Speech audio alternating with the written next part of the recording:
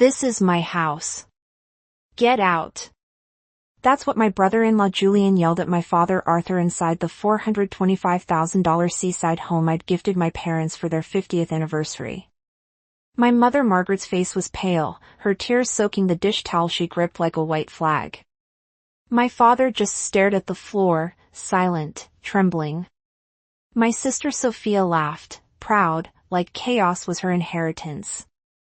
I, Eleanor, stood in the doorway, still holding the cake, the keys cold in my hand. I didn't shout. I didn't move. I only smiled once and said something that made the laughter die instantly. They thought they'd taken everything. They had no idea what I'd kept. 2 weeks earlier, everything had felt lighter.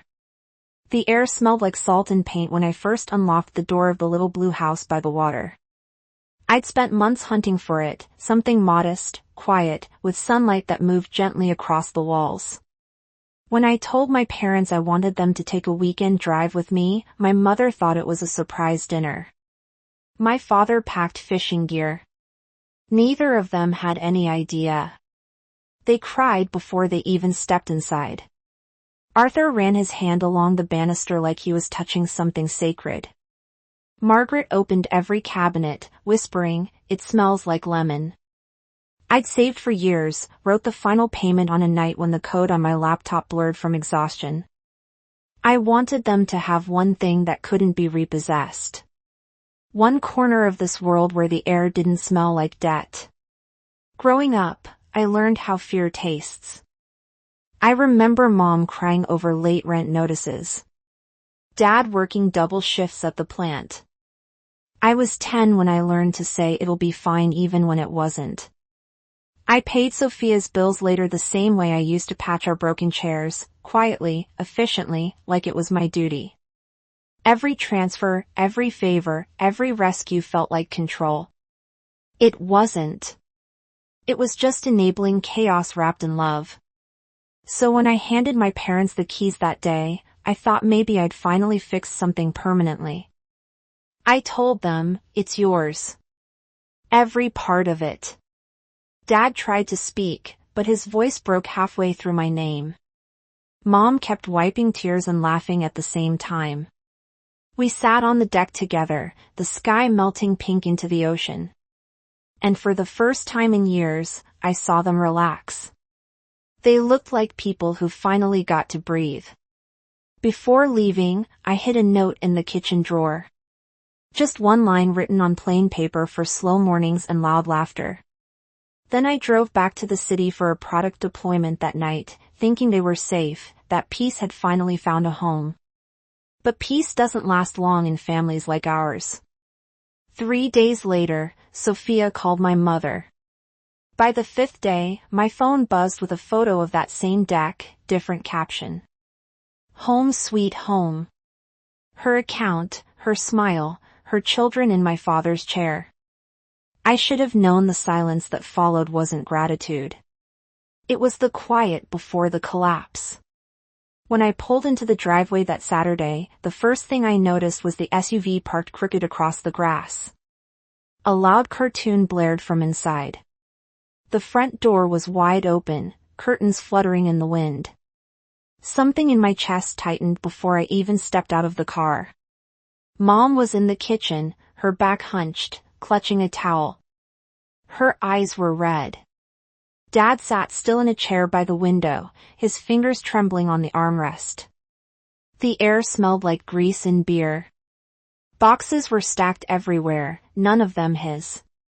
Then I heard a man's voice from the living room. "Upstairs for us," Julian said. "The kids want the room with the ocean view."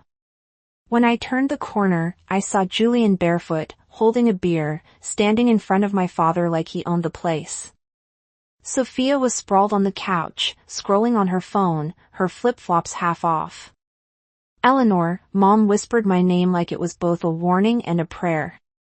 Julian didn't even look at me. "Family home, right?"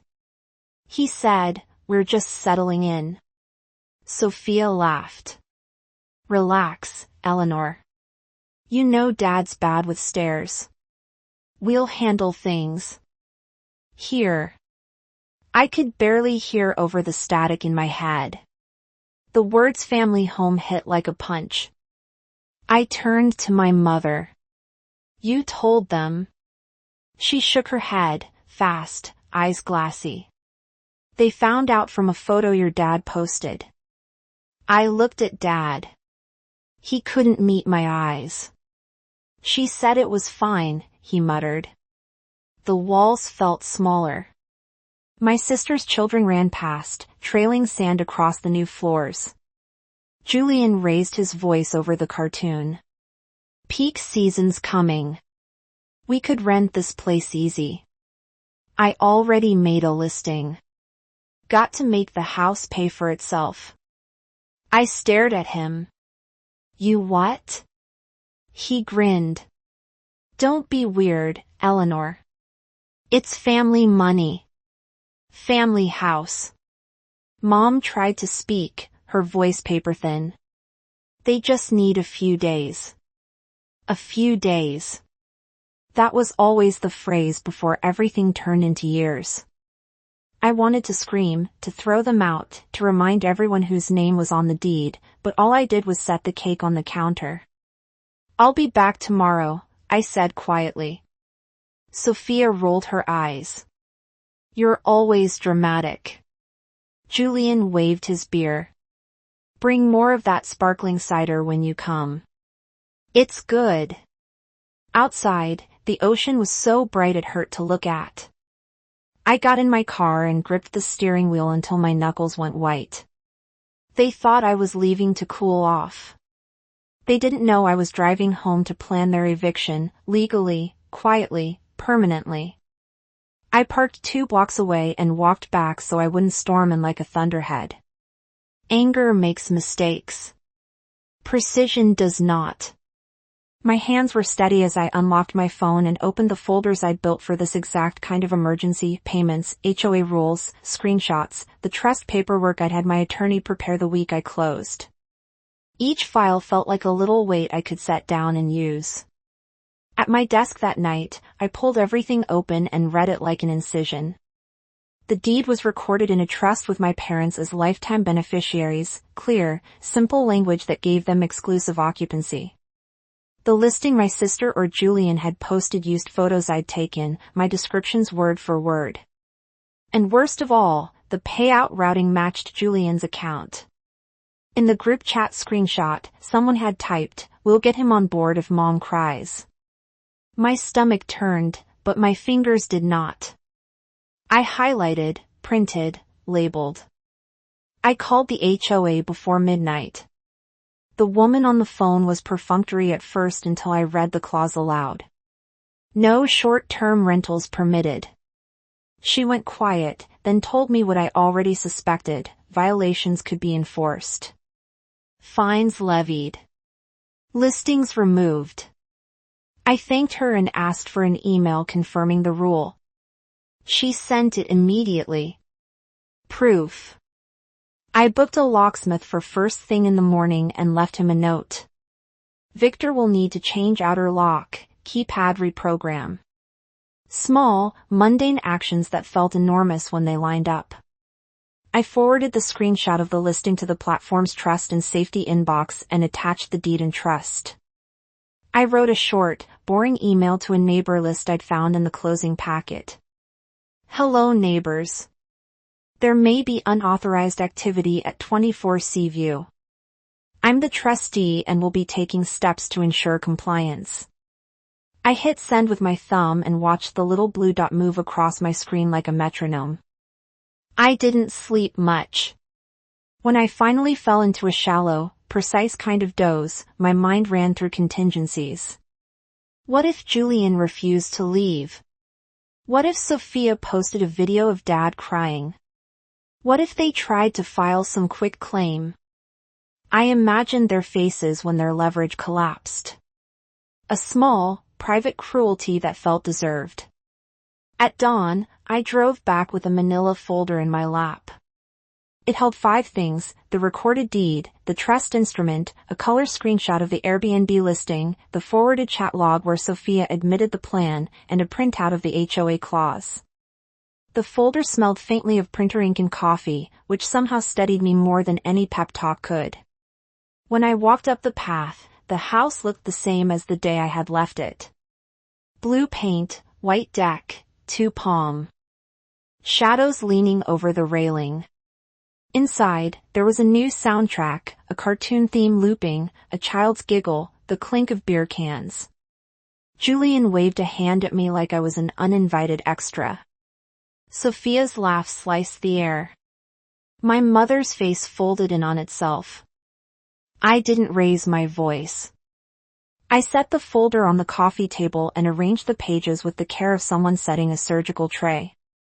Everyone to the living room, I said, not loud, not dramatic, precise. The children paused. The dog cocked its head. Julian's grin faltered like someone pushing against a surface and finding it has become glass. This is my house. Get out. Julian's voice bounced off the walls as I stood by the mantel, the folder of documents in my hands. My father's shoulders slumped. My mother's face was wet and small. Sophia smirked from the couch, legs crossed, phone in hand. I laid the first page on the coffee table.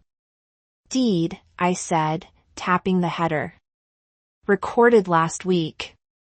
Property owned by the trust one established. Lifetime beneficiaries, Arthur and Margaret. They have exclusive occupancy. Julian scoffed. Big words. It's family property. Wrong, I said evenly.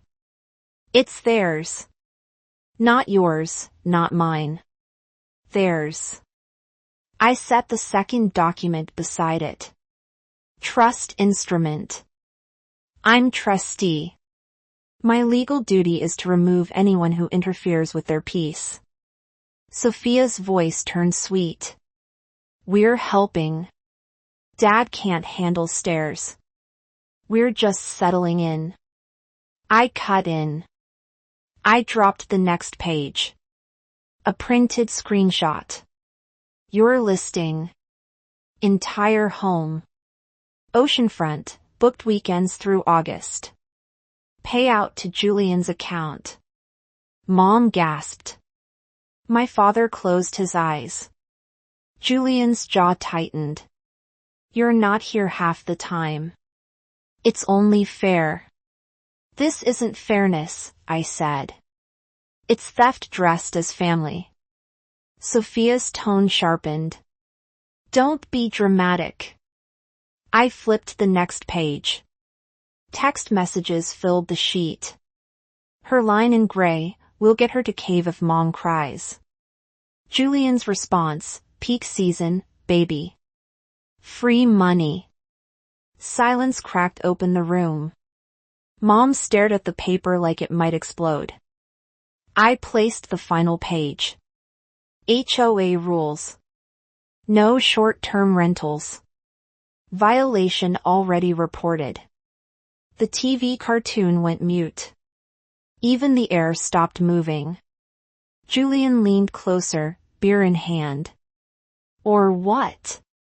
You'll call the cops on your own family? Or I'll fulfill my duty as trustee, I said. I set my phone on the table, screen up. Here's the drafted email to the HOA board. Here's one to the county recorder. Another to the rental platform, listing link attached.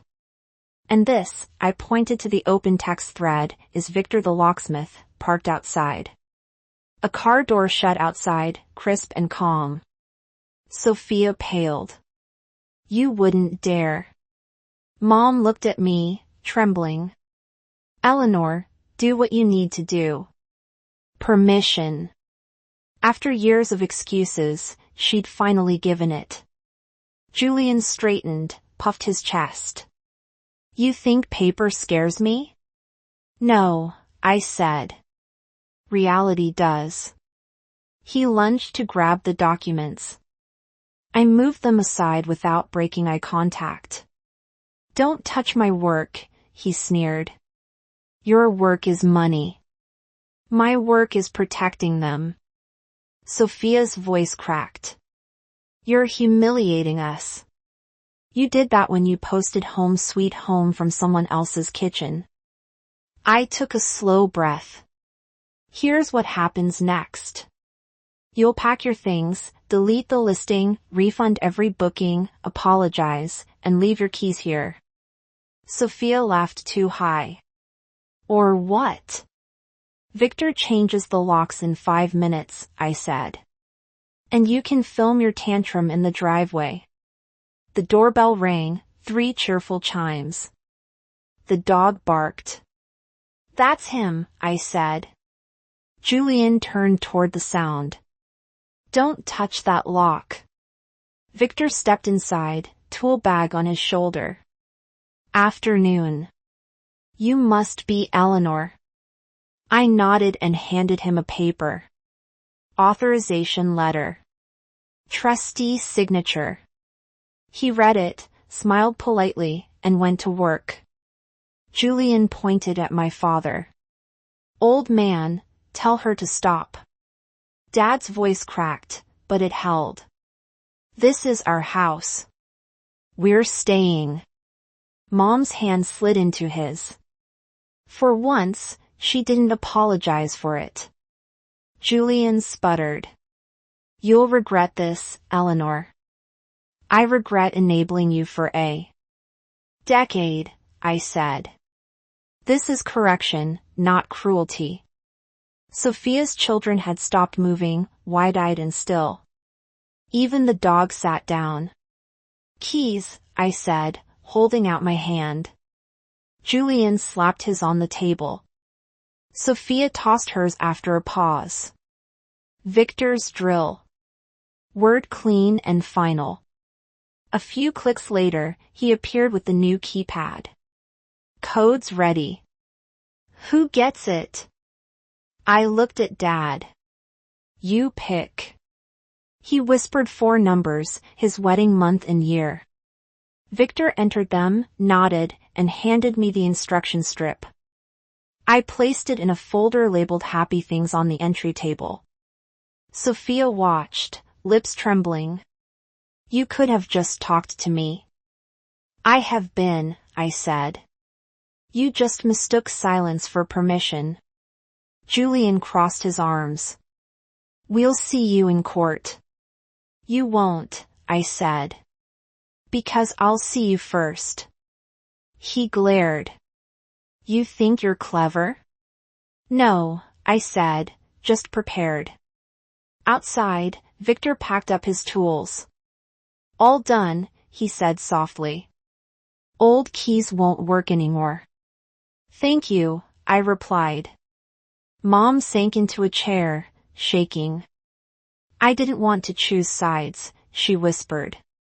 "You didn't," I said. "You stopped pretending there weren't any." She nodded slowly. My father's hand rested on hers, steady now. The air changed. The cartoon flicked off. Wind whispered through the open deck door. For the first time since I'd walked in, the house exhaled. Julian and Sophia carried boxes down the stairs, muttering threats about lawyers and loyalty.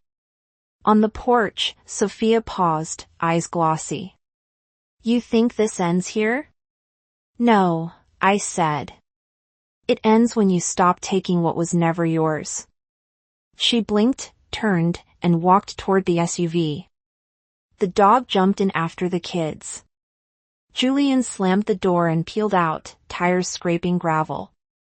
When the sound faded, the house seemed to settle into its bones again. The ocean breathed. The windows sang softly in the wind like they were remembering what calm sounded like. Mom poured tea, her hands trembling less now. "I didn't want you to see this side of her," she said. "I needed to," I answered.